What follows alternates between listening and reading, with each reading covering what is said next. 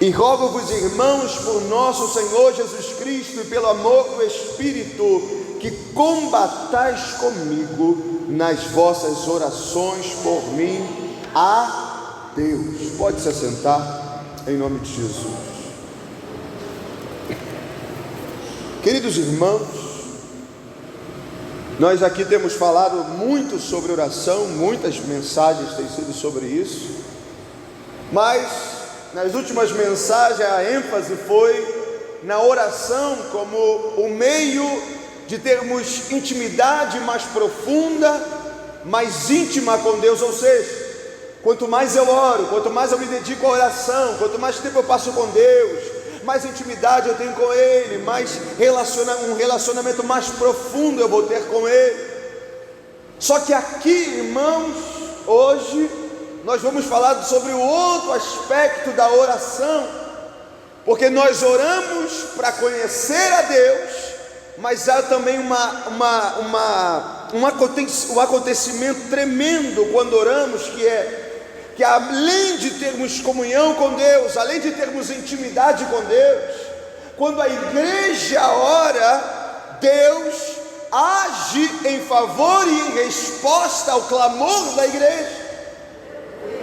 Quando você ora, existe a parte da intimidade, mas existe a parte da intercessão.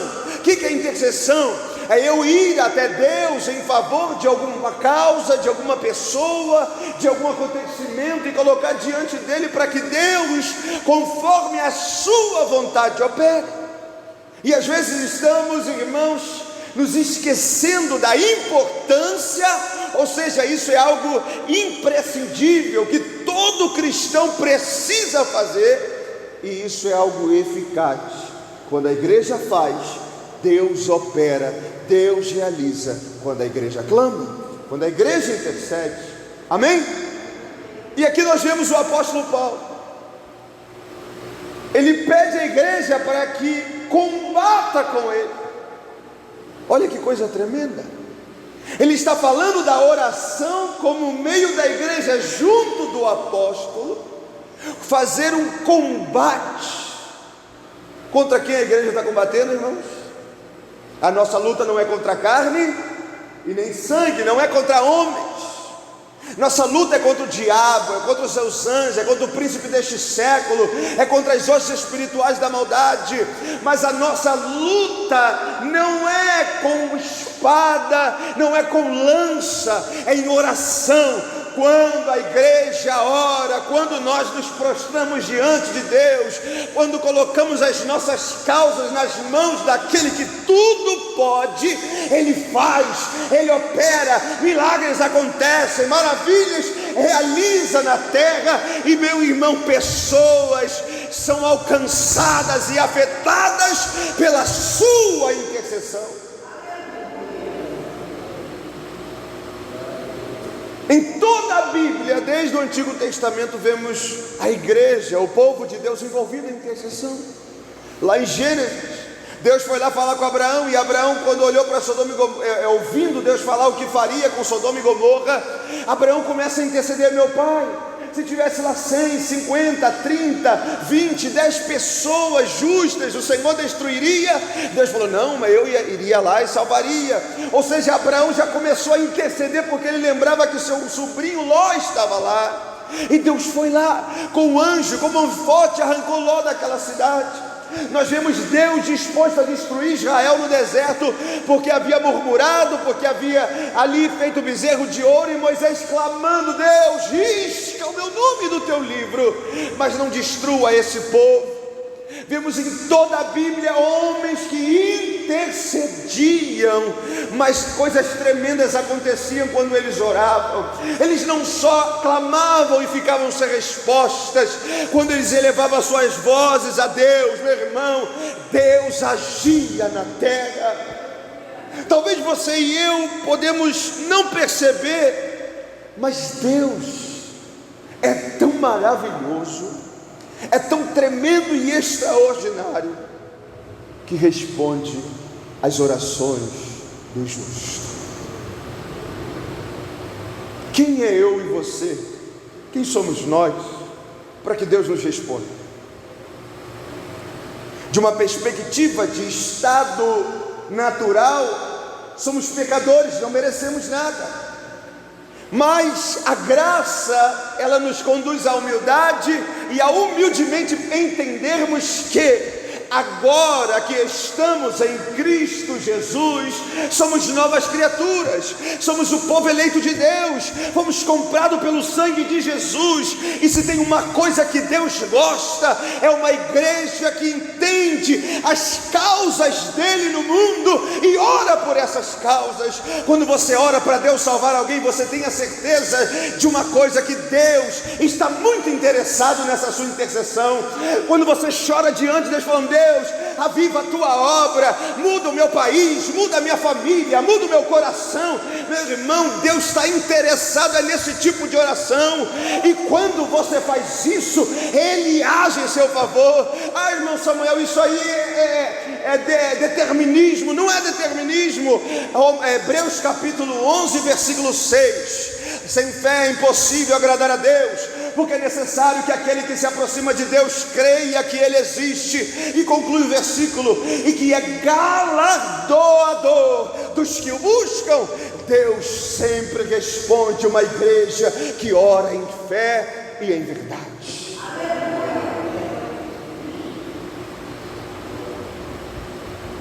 A oração, ela faz parte da guerra de todo cristão. E eu falei isso aqui esses dias. Nós estamos numa guerra, meus irmãos. Você querendo ou não, você ou vai estar do lado da luz, ou vai estar do lado das trevas. Não há como escapar disso. Se eu não estou em Cristo, estou com o diabo, estou na injustiça, estou no engano, na ilusão, na mentira. Mas se estou em Cristo, estou na luz, estou na verdade, e continuamente me arrependo dos meus pecados, mas permaneço nele, no seu amor, obedecendo e guardando e amando os seus mandamentos. E essa guerra, ela é tão grande, irmãos, ela é tão grande, e às vezes estamos se esquecendo disso, distraídos. É como uma vez um irmão falou assim, quando a gente estava no grupo de oração, ele disse: olha, irmãos, eu tive um sonho, e nesse sonho eu via bombas, guerra. A gente estava numa guerra, só que no meio da guerra a gente estava jogando futebol, as bombas caindo e a gente jogando futebol. Para pensar, imagina, o inimigo está vindo com canhões, bazuca, fuzis, metralhadoras, e você vai ficar jogando futebol? E isso estava claro para a gente naquele momento. A guerra está acontecendo, e a guerra é travada, é violenta, a peleja é dura, mas nós estávamos distraídos, estávamos dormidos, estávamos como se nada tivesse acontecendo. Meus irmãos, há uma batalha contínua para Deus conquistar os corações, e o diabo também. Deus está em busca das almas perdidas, mas o diabo também. E como nós que estamos na luz podemos vencer, como nós que estamos em Cristo podemos vencer, é por meio de Cristo, mas é por meio dele, clamando continuamente para que ele opere na terra, para que ele realize as suas maravilhas, para que as portas do inferno caiam, para que almas se rendam a ele, para que o fogo incendeie os nossos corações, mas também incendeie a nossa nação, o nosso bairro, a nossa vizinhança, essas ruas, e quebre essa dureza, essa cegueira generalizada que tem acontecido aqui em Araruama, e o Espírito de Deus venha e opere, e não importa quanto tempo, mas nós como igreja do Senhor precisamos estar na brecha da intercessão, clamando, orando, jejuando, chorando, até que Ele, meus irmãos, que Ele faz no tempo dele, opere as suas maravilhas. E eu sempre gosto de lembrar da história do Brasil. Muita gente não sabe, mas você sabia que houve cristãos, houve uma época que a igreja evangélica era proibida no Brasil? Quantos sabiam disso? Você sabia disso? Os huguenotes franceses, missionários, foram mártires, morreram aqui no Rio de Janeiro. Lá no Nordeste, a igreja holandesa foi dizimada na época da colônia portuguesa, e a Holanda estava tentando colonizar o Nordeste brasileiro. A coroa portuguesa foi lá, destruiu e matou um monte de gente. Era proibido. Você sabia disso? Aqui no Brasil hoje, que tem essa igreja para todo lado, não tinha essas coisas. Mas lá na Europa, uma igreja que naqueles tempos era avivada, vibrante e comprometida e consagrada a Deus, homens e mulheres decidiram olhar para o Brasil, movidos pelo Espírito Santo, e começaram a clamar, e começaram a chorar, e se entregaram, e deram as suas vidas, e dedicaram-se, para que aqui nesse solo, onde era hostil a mensagem do Evangelho, pudesse nascer uma igreja viva, uma igreja missionária, uma igreja entregue, uma igreja comprometida com Jesus. E olha o resultado, somos mais de 40 milhões de evangélicos nesse país, mas há 300 anos atrás, cristãos piedosos choraram diante de Deus para que as portas do Evangelho fossem abertas no Brasil, meus irmãos. Às vezes nós não veremos a nossa intercessão, aquelas lágrimas que derramamos, se concretizar na nossa geração. Muitos partiram no Senhor e a sua oração está sendo respondida agora. Mas uma coisa é: Deus opera quando a igreja se dobra de joelhos e chora aos seus pés e intercede para que a sua glória se manifeste na terra. E aí entra outra coisa: quanto tempo temos orado por outros? O apóstolo Paulo sabia a importância disso e a eficácia disso. A importância e a eficácia. Então ele pede à igreja, não só essa, ele pede a todas as igrejas: orem por mim, orem por mim. Meu irmão, não tem privilégio maior do que você ser cercado de intercessores. É muito bom você receber uma ligação e alguém está dizendo: olha, estou orando por você. Isso é melhor do que alguém dizer: olha, me dá o seu Pix aí para mim te fazer uma transferência aqui. Muito melhor. Tem alguém lá na brecha clamando pela sua vida, pela sua casa, porque às vezes você está fraco e tem alguém lá: olha, estou aqui orando por você. Às vezes você não consegue nem orar, mas você percebe uma graça inundando o seu coração assim repentinamente, e você nem sabe que tem alguém orando por você. Eu me lembro uma vez, irmãos, que eu fui pregar numa cidade lá em Engenheiro Pedreira, lá em Japeri, lá embaixo, longe, no Rio de Janeiro. Pegar o trem e longe. Meu coração estava triste na época, eu me lembro, e eu: Senhor, tem que pregar, meu Deus. E de repente eu senti uma graça, comecei a pregar a palavra de Deus. Uma pessoa aceitaram Jesus, e eu falei: meu Deus, que coisa linda. Aí eu voltei para São Gonçalo, fui com o meu curso no Senai em Niterói. Aí encontrei com o irmão lá, e ele falou assim, no curso isso, ele falou: olha, irmão, não sei onde você estava, mas ontem à noite o Senhor me incomodou para orar pela sua vida. Eu estava, irmãos, em pedaços, eu tinha que pregar. Deus sabia que eu mesmo não tinha condições de orar, mas Deus foi lá onde eu nem imaginava e despertou alguém falando: ora por Samuel, que ele precisa da sua intercessão. Eu me lembro de uma jovem que passou por mim, eu e mais uns 4 irmãos, já contei isso aqui. E ela desesperada, querendo abandonar a fé, angustiada, depressiva, e ela falou: olha, ora por mim, porque eu estou a ponto de desistir de tudo. Meu irmão, a gente foi para o monte e começamos a clamar, e a gente mudava de oração, e alguém falava: olha, vamos continuar orando por ela, e clamávamos, e ali eu já tinha me esquecido daquele clamor, até que a jovem chegou para mim uns 2 dias depois: olha, depois daquela noite, aquele sentimento passaram do meu coração. Meu irmão, o que foi aquilo? Passou por passar? Não, foi a oração, o clamor, porque quando a igreja ora, quando a igreja intercede, Deus age, Deus se move, Deus opera, Deus realiza. Por isso que você e eu nunca devemos parar de interceder por aquilo que Deus tem colocado em nossos corações. Quantos livramentos Deus nos deu por pessoas que oraram pela gente. Quantos milagres aconteceram na nossa vida, e até mesmo no céu, talvez só no céu, vamos saber que tinha determinada pessoa que dia e noite incansavelmente orava por nós.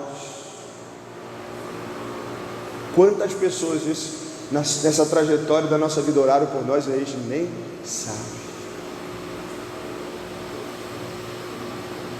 Sabia disso? Quantas vezes eu recebia mensagens lá na Venezuela: olha, irmãos, minha igreja está aqui em Brasília de joelhos pela sua vida. Eu ficava assim, meu Deus, meus olhos se enchiam de lágrimas. E gente que nem me conhecia pessoalmente me mandava mensagem: olha, irmãos, a igreja aqui em tal, estamos clamando, intercedendo por você, em Goiás, em Brasília, em São Paulo, aqui no Rio. E eu ficava assim, meu Deus, da onde que vem tanta gente assim para orar pela minha vida? Essa igreja também estava orando. Por quê? Porque o Espírito de Deus se move, age, opera quando a igreja ora, meus irmãos. E qual é a mensagem de hoje? Qual é a centralidade desse sermão? O Espírito de Deus quer que nós sejamos uma igreja intercessora, um povo que ora, um povo que chora, um povo que clama, para que o Evangelho se expanda nesse lugar, entre as nações, nesse país. Quantas vezes você orou pelo Brasil essa semana? Quantas vezes você orou por essa igreja essa semana? Quantas vezes você orou pelo seu irmão essa semana? Você e eu temos essa incumbência que Deus está nos chamando para orar, para interceder, meus irmãos. Muitas vezes vamos evangelizar uma semana inteira e nada vai acontecer, mas uma horinha de joelhos clamando por esse lugar certamente tem muito mais produtividade do que você possa imaginar. Eu me lembro do testemunho de uma irmã na Europa. Ela chegou num lugar e estava difícil, ninguém aceitava Jesus, e ela começou a jejuar. Ela começou a jejuar: Senhor, aviva a tua obra, Senhor, faz, move os corações. Ela começou a jejuar, se eu não me engano, durante 2 semanas, jejuando e orando, clamando, chorando aos pés de Cristo.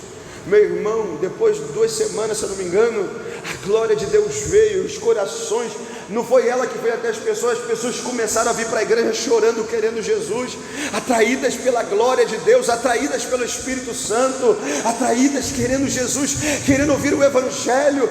Meu irmão, 1 mês atrás ela vivia aquela sequidão, mas depois ela viu o agir de Deus. É por isso que nós não podemos desistir. O que temos que fazer aqui nesse lugar? Continuar chorando, continuar jejuando, continuar intercedendo, até que o Espírito de Deus se mova sobre Araruama e milagres aconteçam e muitas almas se rendam aos pés do Senhor e Salvador Jesus Cristo. A sua oração chega àquele que tem todo o poder, e aquele que tem todo o poder não deixa a sua igreja, quando está orando a vontade dele, sem resposta.